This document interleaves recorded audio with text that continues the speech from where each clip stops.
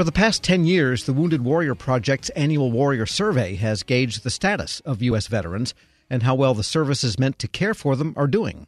This year's results came out yesterday. For What's in Them, Federal News Network's Eric White spoke with the project's Director of Metrics, Dr. Melanie Mousseau. The annual Warrior Survey that Wounded Warrior Project conducts, this has been its 10th year of administering it.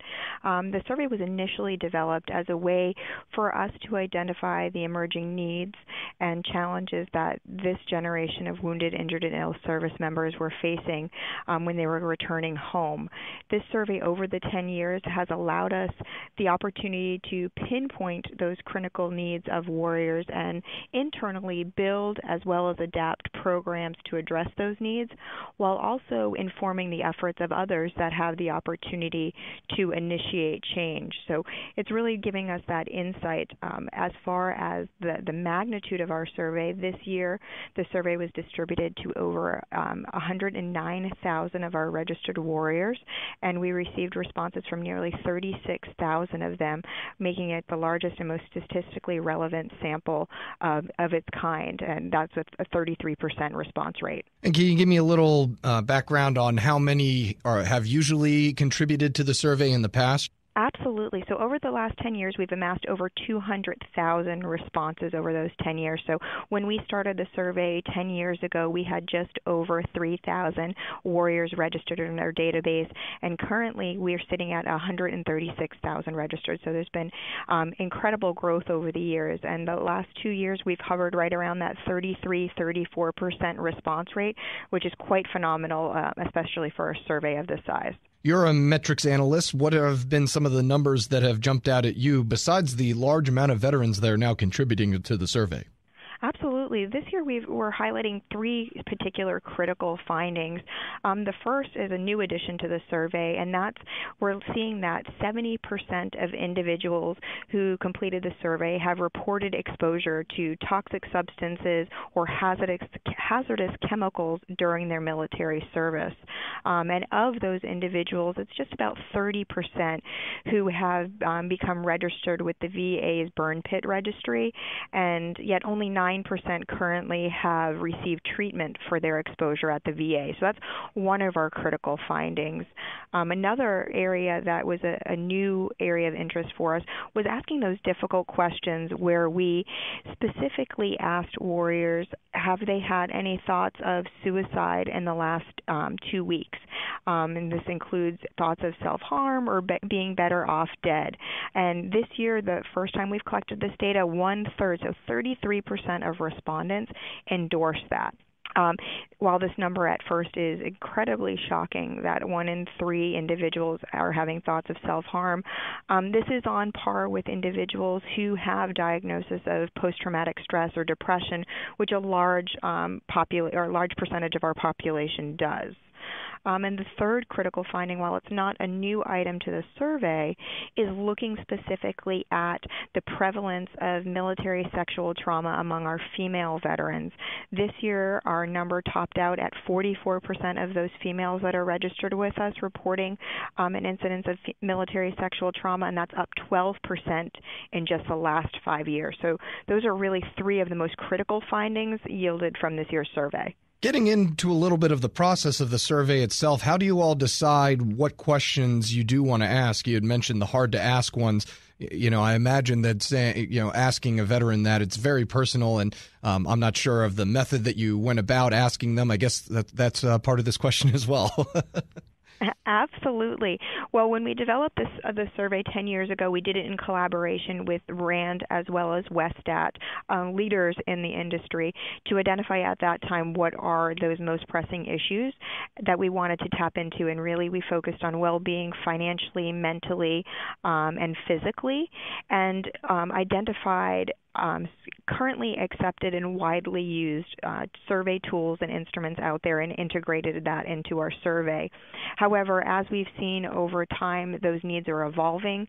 The length of time since service and the age of warriors, to be quite frank, is progressing. So each year we do take a critical look at the survey, what questions we're asking, and also more importantly, what questions we're not asking, and look to integrate those in so that we can be in front of those emerging and evolving trends that warriors are facing. And for clarification, this survey is administered fully electronically, and individual warrior responses are kept confidentially. However, if there's any presenting of concern for either harm to themselves or others, we do have a protocol in place to ensure that that warrior is safe and has access to resources as necessary. We're speaking with Dr. Melanie Mousseau. She is the Director of Metrics for the Wounded Warrior Project. Let's talk a little bit about what the veterans have said about the Department of Veterans Affairs. I imagine that they had a lot to say, maybe bad, maybe good, but what was the overall sense that you all got from the survey? Absolutely. As we look, one area is with respect to Veterans Administration disability benefits. That is something that is especially near and dear to those that we serve, as it's those that have borne the greatest burden related to these conflicts. And so the vast majority, over 90% of those that we serve, are receiving VA disability benefits, and over half, so we're topping up around 60%, are rated at an 80% rating or higher. In addition to that, we have over 70% of our warriors have access to VA health care, and 70% of those individuals are using the VA as their primary health care source. For those that are choosing the VA, the reasons that they're choosing it is because they can get care for service-connected disabilities, they feel entitled to it, and for the prescription benefits associated with it. For that 30% that are choosing to use other healthcare providers as their primary provider, they've had either bad previous experiences with the VA, they don't feel like the care with the VA would be as good as what would be available elsewhere, or they've reported difficulty accessing the care through the VA. And getting back to the number of participants you had in the survey, you said that it's grown quite substantially there over the years. Do you think that that's a growing trend in more veterans being willing to talk about their experience and the ways that they are received when they return home, as opposed to, previous years where it's the old cliche of veterans get home and they don't want to open up about anything? Do you see this as part of that change? Well, based on what we're seeing, on average, we are registering on average about 13,000 new warriors annually, and that's been a recurring trend over the last 10 years. We're averaging at about just over 1,000 new registrants a month.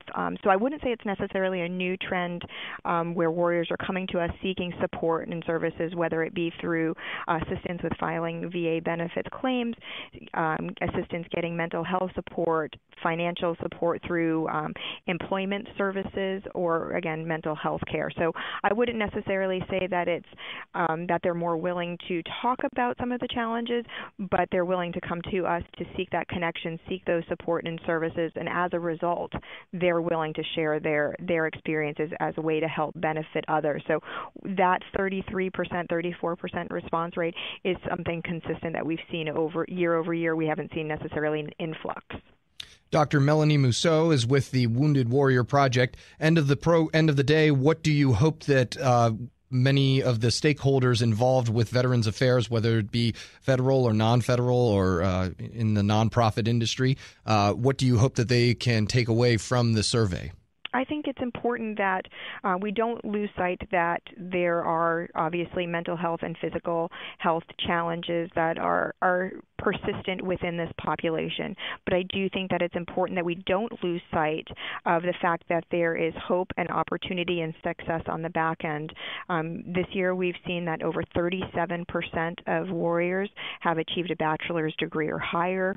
We're seeing that those that we serve, again, those being the most severely wounded, injured, and ill, not just the general veteran population, we're seeing an uptick in their employment, albeit lower than the national average. They're getting jobs. So continuing to dedicate resources to providing veterans access to care to be able to overcome those challenges so they can live life on their own terms is really something that we need to keep on the crosshairs so that we can make this the most engaged and empowered and most well-adjusted generation of service members.